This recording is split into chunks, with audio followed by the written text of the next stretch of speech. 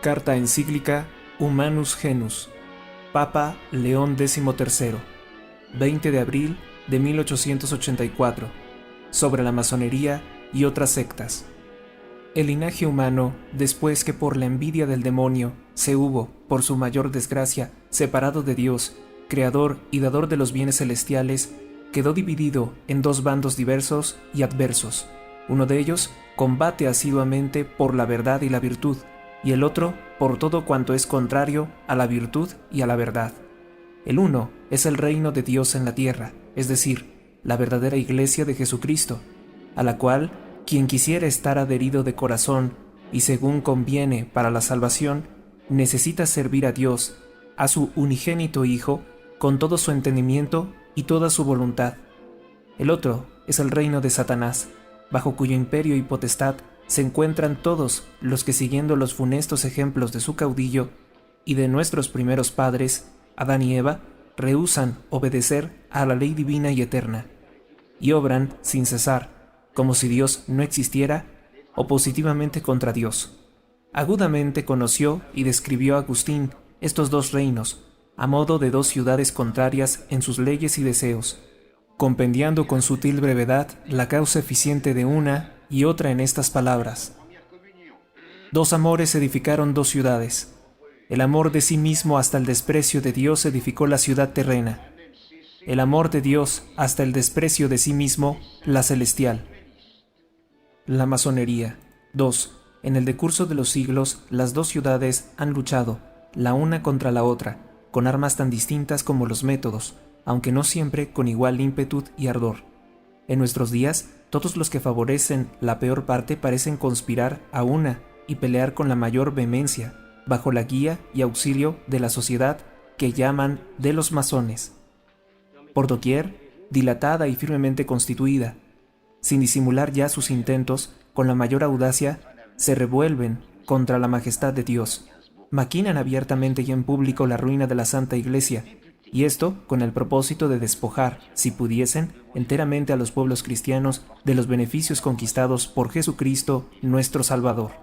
Llorándonos estos males, y movido nuestro ánimo por la caridad, nos sentimos impelidos a clamar con frecuencia ante el Señor. He aquí que tus enemigos vocearon y levantaron la cabeza los que te odian. Contra tu pueblo determinaron malos consejos, discurrieron contra tus santos, venid dijeron, y hagámoslo desaparecer de entre las gentes. 3. En tan inminente riesgo, en medio de tan atroz y porfiada guerra contra el nombre cristiano, es nuestro deber indicar el peligro, señalar los adversarios, resistir cuanto podamos a sus malas artes y consejos, para que no perezcan eternamente aquellos cuya salvación nos está confiada, y no solo permanezca firme y eterno el reino de Jesucristo que nos hemos obligado a defender, sino que se dilate, con nuevos aumentos por todo el orbe, amonestaciones de los romanos pontífices. 4. Los romanos pontífices, nuestros antecesores, velando solícitos por la salvación del pueblo cristiano, conocieron muy pronto quién era y qué quería este capital enemigo. Apenas asomaba entre las tinieblas de su oculta conjuración, y como tocando a la batalla, les amonestaron con previsión a príncipes y pueblos que no se dejaran coger en las malas artes y acechanzas preparadas para engañarlos.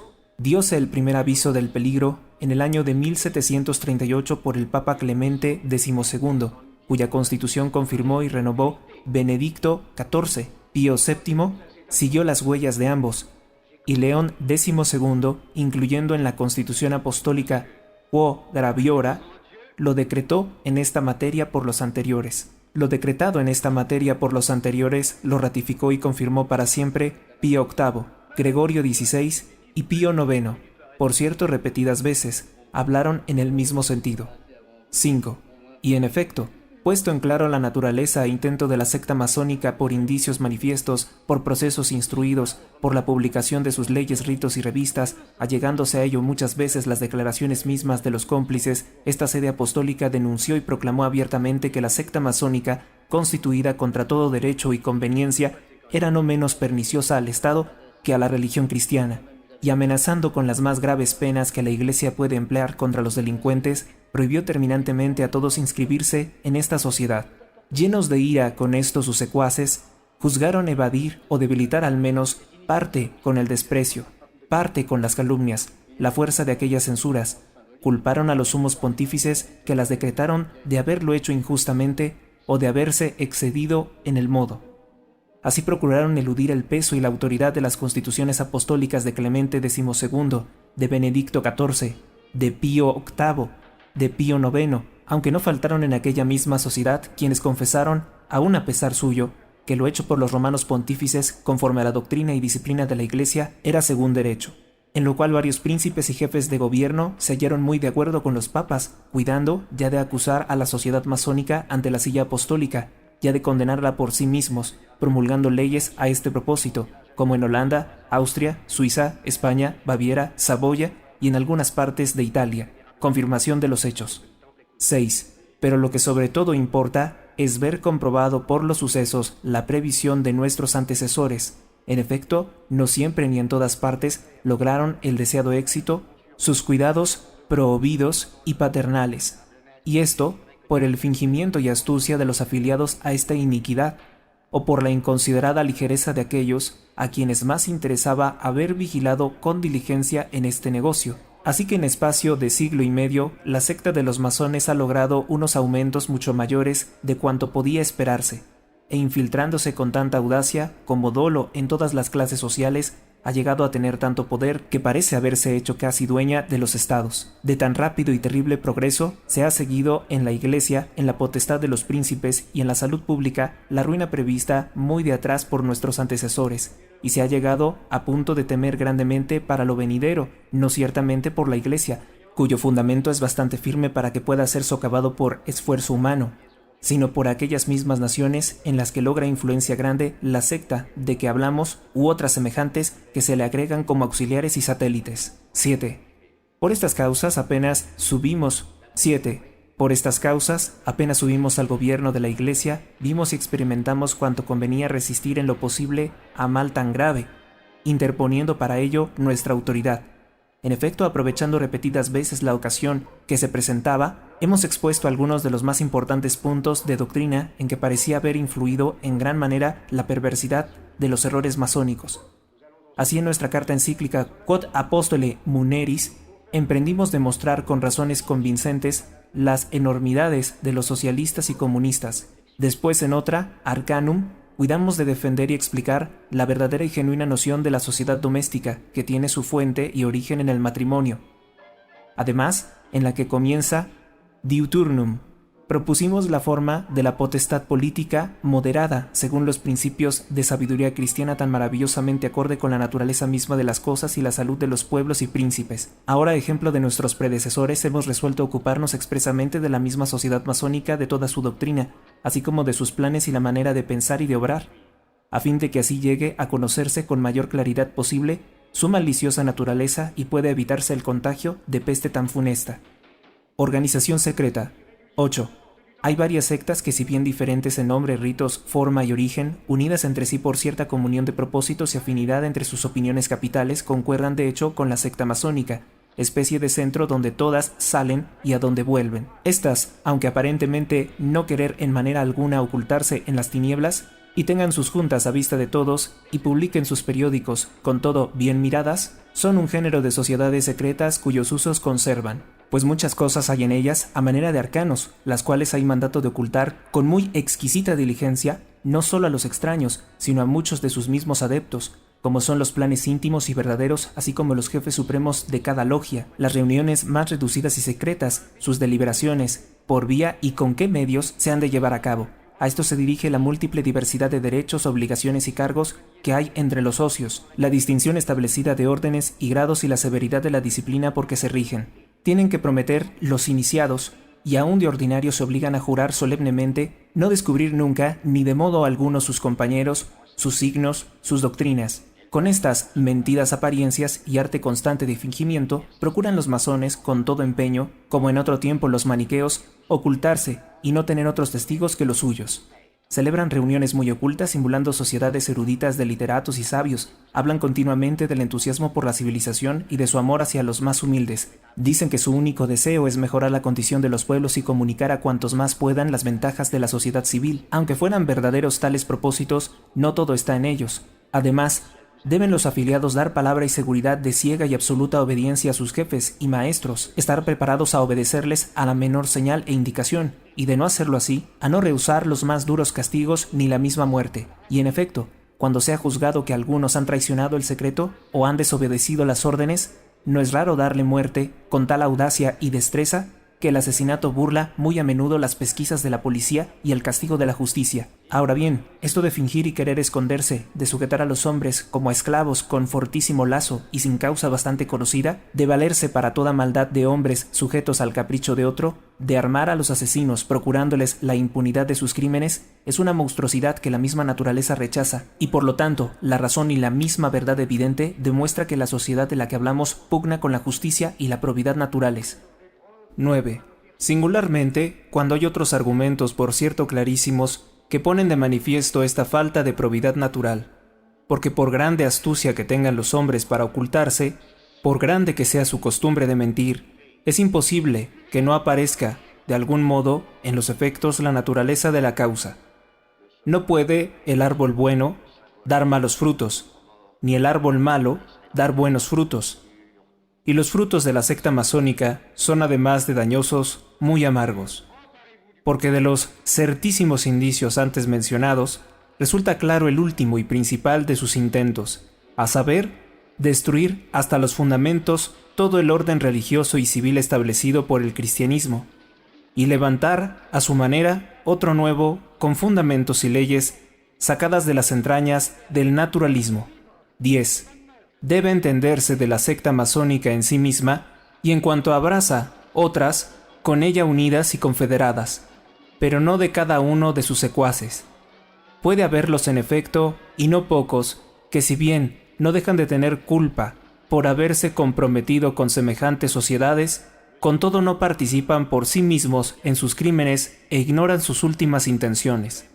Del mismo modo, aun entre las otras asociaciones unidas con la masonería, algunas tal vez no aprobarán ciertas conclusiones extremas que sería lógico abrazar como dimanadas de principios comunes, sino causará horror su misma torpe fealdad. Algunas también, por circunstancias de tiempo y lugar, no se atreven a hacer tanto como ellas mismas quisieran y suelen hacer las otras, pero no por eso se han de tener por ajenas a la confederación masónica, pues ésta no tanto ha de juzgarse por sus hechos y las cosas que lleva a cabo, cuanto por el conjunto de los principios que profesa. Naturalismo como doctrina. 11. Ahora bien, es principio capital de los que siguen el naturalismo, como lo declara su nombre, que la naturaleza y razón humana han de ser en todo maestra y soberana absoluta. Y sentado esto, descuidan los deberes para con Dios, o tienen de ellos conceptos vagos y erróneos. Niegan en efecto toda divina revelación. No admiten dogma religioso ni verdad alguna que la razón humana no pueda comprender, ni maestro a quien precisamente deba creerse por la autoridad de su oficio, y como en verdad es oficio propio de la Iglesia Católica, y que a ella sola pertenece, el guardar eternamente y defender en su incorrupta pureza el depósito de las doctrinas reveladas por Dios, la autoridad del magisterio y los demás medios sobrenaturales para la salvación, de aquí el haberse vuelto contra ella toda la hazaña y el ahínco, todo de estos enemigos. Comentario. Es interesante y contradictorio de la secta de la masonería que, como dice bien la encíclica, niegan en efecto toda divina revelación. No admiten dogma religioso ni verdad alguna que la razón humana no pueda comprender, ni maestro a quien precisamente deba creerse por la autoridad de su oficio. Pero creen en los dogmas de la masonería, creen en sus reglas absurdas y en sus juramentos. 12. Véase ahora el proceder de la secta masónica en lo tocante a la religión, singularmente donde tiene mayor libertad para obrar, y júzguese, si es o no verdad, que todo su empeño está en llevar a cabo las teorías de los naturalistas. Mucho tiempo ha que trabaja tenazmente para anular en la sociedad toda influencia del magisterio y autoridad de la Iglesia. Por esto proclaman y defienden por doquier el principio de que la Iglesia y el Estado deben de estar por completo separados, y así excluyen de las leyes y administración del Estado el muy saludable influjo de la religión católica, de donde sigue que los estados se han de constituir haciendo caso omiso de las enseñanzas y preceptos de la Iglesia. Ni les basta con prescindir de tan buena guía como la Iglesia, sino que la agravan con persecuciones y ofensas. Se llega en efecto a combatir impunemente de palabra, por escrito y en la enseñanza los mismos fundamentos de la religión católica. Se pisotean los derechos de la Iglesia. No se respetan las prerrogativas con que Dios la dotó. Se reduce casi a nada su libertad de acción. Y esto con leyes en apariencia no muy violentas, pero en realidad expresamente hechas y acomodadas para atarle las manos. Vemos además al clero oprimido con leyes excepcionales y graves, para que cada día vaya disminuyendo en número y le falten las cosas más necesarias. Los restos de los bienes de la Iglesia sujetos a todo género de trabas y gravámenes y enteramente puestos al arbitrio y juicio del Estado. Las órdenes religiosas suprimidas y dispersas. Contra la sede apostólica. 13. Pero donde sobre todo se extrema la rabia de los enemigos es contra la sede apostólica y el romano pontífice, es decir, el Papa. Quitósele primero con fingidos pretextos el reino temporal, baluarte de su independencia y de sus derechos. Enseguida se le redujo a situación inicua, a la par que intolerable, por las dificultades que de todas partes se oponen, hasta que por fin se ha llegado a punto de que los fautores de las sectas proclamen abiertamente lo que en oculto maquinaron largo tiempo, a saber, que se ha de suprimir la sagrada potestad del pontífice y destruir por entero el pontificado, instituido por derecho divino. Aunque faltaran otros testimonios, consta suficientemente lo dicho por él de los sectarios, muchos de los cuales, tanto en otras diversas ocasiones como últimamente, han declarado que el propósito de los masones es perseguir cuanto puedan a los católicos con una enemistad implacable, y no descansar hasta lograr que sea destruido todo cuanto los sumos pontífices han establecido en materia de religión o por causa de ella. Y si no se obliga a los adeptos a abjurar expresamente la fe católica, tan lejos está esto de oponerse a los intentos masónicos que antes bien sirve a ellos. Primero, porque este es el camino de engañar fácilmente a los sencillos e incautos y de atraer a muchos más, y después porque abriendo los brazos a cualesquiera y de cualquier religión consiguen persuadir de hecho el grande error de estos tiempos, a saber, el indiferentismo religioso y la igualdad de todos los cultos, conducta muy a propósito para arruinar toda religión, singularmente la católica, a la que por ser la única verdadera, no sin suma injuria, se la iguala con las demás. Negación de los principios fundamentales. 14. Pero más lejos van los naturalistas, porque lanzados audazmente por las sendas del error en las cosas de mayor momento, caen despeñados en lo profundo, sea por la flaqueza humana, sea por un justo juicio de Dios que castiga su soberbia. Así es que ellos pierden su certeza y fijeza aún en las verdades que se conocen por luz natural de la razón, como son la existencia de Dios, la espiritualidad e inmortalidad del alma humana. Y la secta de los masones da en estos mismos escollos del error con no menos precipitado curso, porque si bien confiesan, en general, que Dios existe, ellos mismos testifican no estar impresa esta verdad en la mente de cada uno con firme asentimiento y aceptable juicio. Ni disimulan tampoco ser entre ellos esta cuestión de Dios causa y fuente abundantísima de discordia, y aún es notorio que últimamente hubo entre ellos, por esta misma cuestión, no leve contienda. De hecho, la secta concede a los suyos libertad absoluta de defender que Dios existe o que no existe, y con la misma facilidad se recibe a los que resueltamente defienden la negativa, como a los que opinan que Dios existe, pero sienten de él perversamente, como suelen los panteístas, lo cual no es otra cosa que acabar con la verdadera noción de la naturaleza divina, conservando de ella no se sabe qué absurdas apariencias. Destruido o debilitado este principal fundamento, sigue que ha de quedarse vacilantes otras verdades conocidas por la luz natural, por ejemplo, que todo existe por la libre voluntad de Dios Creador, que su providencia rige el mundo, que las almas no mueren, que a esta vida ha de suceder otra sempiterna.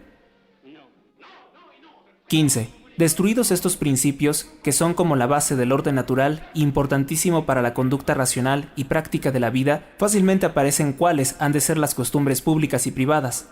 Nada decimos de las virtudes sobrenaturales que nadie puede alcanzar ni ejercitar sin especial gracia y don de Dios, de las cuales por fuerza no han de quedar vestigio, en los que desprecian por desconocidas la redención del género humano, la gracia divina, los sacramentos, la felicidad que se ha de alcanzar en el cielo. Hablamos de las obligaciones que se deducen en la probidad natural, un Dios creador del mundo y su próvido gobernador, una ley eterna que manda conservar el orden natural y veda el perturbarlo, un fin último del hombre y mucho más excelso que todas las cosas humanas y más allá de esta morada terrestre.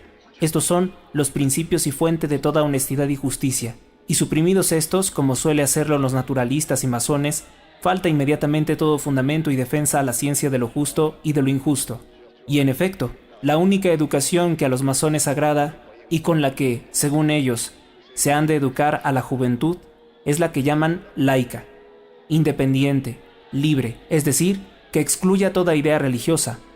Pero cuán escasa sea esta, cuán falta de firmeza y a merced del soplo de las pasiones, bien lo manifiestan los dolorosos frutos que ya se ven en parte.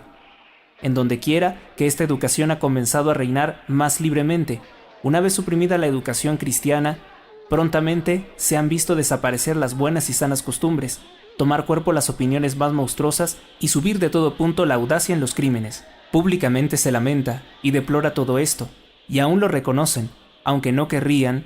No pocos se ven forzados a ello por la evidencia de la verdad. 16. Además, como la naturaleza humana quedó inficcionada con la mancha del primer pecado y por lo tanto más propensa al vicio que a la virtud, requiérese absolutamente para obrar bien sujetar los movimientos obcecados del ánimo y hacer que los apetitos obedezcan a la razón, y para que en este combate conserve siempre su señorío la razón vencedora se necesita muy a menudo desaparecer todas las cosas humanas y pasar grandísimas molestias y trabajos. Pero los naturalistas y masones, que ninguna fe dan a las verdades reveladas por Dios, niegan que pecara nuestro primer padre, y estiman por tanto al libre albedrío en nada amenguado en sus fuerzas ni inclinación al mal. Antes, por lo contrario, exagerando las fuerzas y excelencia de la naturaleza y poniendo en esta únicamente el principio y norma de la justicia, ni aun pensar pueden que para calmar sus ímpetus y regir sus apetitos se necesite una asidua pelea y constancia suma.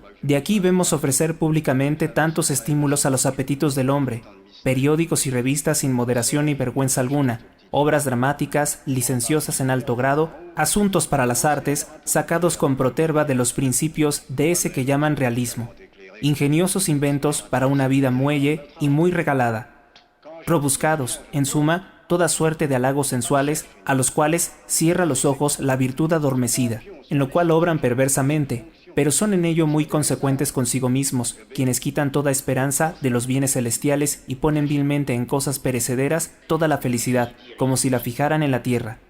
Lo referido puede confirmarse una cosa más extraña de decirse que de creerse, porque como apenas hay tan rendidos servidores de esos hombres sagaces y astutos como los que tienen el ánimo enervado y quebrantado por la tiranía de las pasiones, hubo en la secta masónica quien dijo públicamente y propuso que ha de procurarse, con persuasión y maña, que la multitud se sacie con la innumerable licencia de los vicios, en la seguridad que así la tendrá sujeta a su arbitrio para poder atreverse a todo en lo futuro. 17. Por lo que toca a la vida doméstica, he aquí casi toda la doctrina de los naturalistas. El matrimonio es un mero contrato, puede justamente rescindirse a voluntad de los contratantes. La autoridad civil tiene poder sobre el vínculo matrimonial. En el educar los hijos, nada hay que enseñarles como cierto y determinado en punto de religión. Al llegar a la adolescencia, corre a cuenta de cada cual escoger lo que guste. Esto mismo piensan los masones, no solamente lo piensan, sino que se empeñan, hace ya mucho, en reducirlo a costumbre y práctica. En muchos estados, aun en los llamados católicos, está establecido que fuera del matrimonio civil no hay unión legítima. En otros, se trabaja para que cuanto antes sea permitido. Así apresuradamente se corre a cambiar la naturaleza del matrimonio en unión inestable y pasajera que la pasión haga o deshaga a su antojo. También tiene puesta la mira, con suma conspiración de voluntades, la secta de los masones en arrebatar para sí la educación de los jóvenes. Ven cuán fácilmente pueden amoldar a su capricho esta edad tierna y flexible y torcerla hacia donde quieran.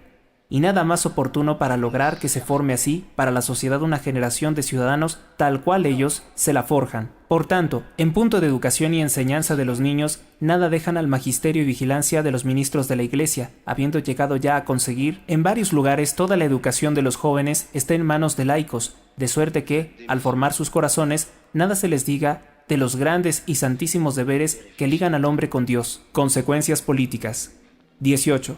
Vienen enseguida los principios de la ciencia política. En este género dogmatizan los naturalistas que los hombres todos tienen iguales derechos y son de igual condición en todo, que todos son libres por naturaleza, que ninguno tiene derecho para mandar a otro, y el pretender que los hombres obedezcan a cualquier autoridad que no venga de ellos mismos es propiamente hacerles violencia.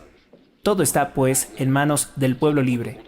La autoridad existe por mandato o concesión del pueblo, tanto que, mudada la voluntad popular, es lícito destronar a los príncipes aún por la fuerza. La fuente de todos los derechos y obligaciones civiles está en la multitud o en el gobierno de la nación, organizado por supuesto según los nuevos principios. Conviene, además, que el Estado sea ateo. No hay razón para anteponer una a otra entre las varias religiones, pues todas deben de ser igualmente consideradas. 19. Y que todo esto agrade a los masones del mismo modo y quieran ellos constituir las naciones según este modelo es cosa tan conocida que no necesita demostrarse. Con todas sus fuerzas e intereses lo están maquinando así hace mucho tiempo. Y con esto dejan expedito el camino a no pocos más audaces que se inclinan a peores opiniones, pues proyectan la igualdad y comunidad de toda la riqueza, borrando así el Estado toda diferencia de clases y fortunas. Comunismo.